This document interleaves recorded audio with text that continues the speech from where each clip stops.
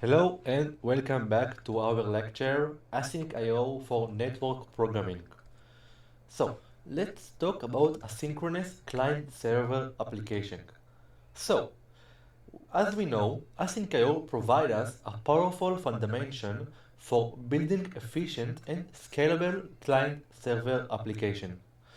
By leveraging asynchronous programming techniques, these applications can handle multiple connections concurrently, improving the resource utilization and overall performance. So, let's see an example. We can use the AsyncIO.startServer function to create an asynchronous server. We can use the handle client function as the example to coroutine handles the communication with the each client connection.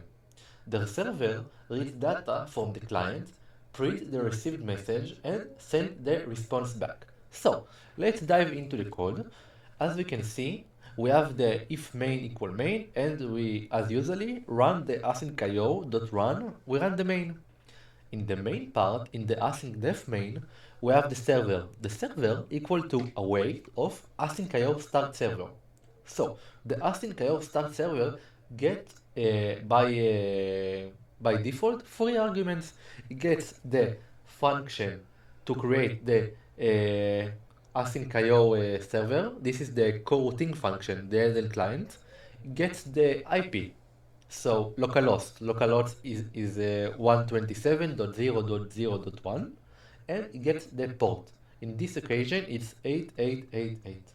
So in the handle client, we have the reader.read that gets the 1024 first bytes and then decode the data from the client.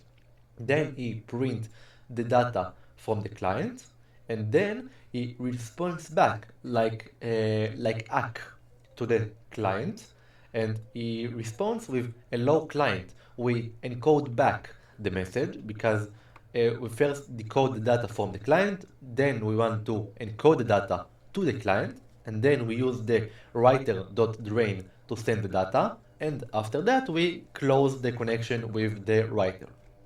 Now, let's see the client part.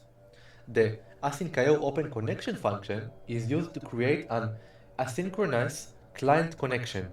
The client sends a message to the server and waits for a response. The received response from the server is printed. So we as usually use the asyncIO.run and run the function called connect to server. In the connect to server, we open connection on localhost in the same port and the same IP as the server. We want to send to the server, a message of hello world, hello server. So we use the writer.write. We encode the message of a hello server and then use the drain as we saw in the server. We want to wait to response, so we await for the reader.read to get the data back, and then we decode the data from the server, and after that we close the connection with the writer. So, how we can handle multiple clients? So, this example demonstrates us how to handle multiple clients concurrently. We have the function of handle clients that it's a coroutine that keeps track of all connected clients in the list. So, when a message is received from a client, it's a broadcast to all other connected clients. So, as you can see, the server is the same part in the main. We use the async with server in the part of the server serve forever. So we will not close the server. The server will run forever. In the handle client, we have a list of clients, and each time we append the writer to the client. Then we wrap it with while true. We get the data from the server, from the client. We receive the data from the client and run for all the clients in the list, and we write the response back. And then finally we remove the write the cell from the list, and we close the connection. So We can also secure the communication with SSL and TLS.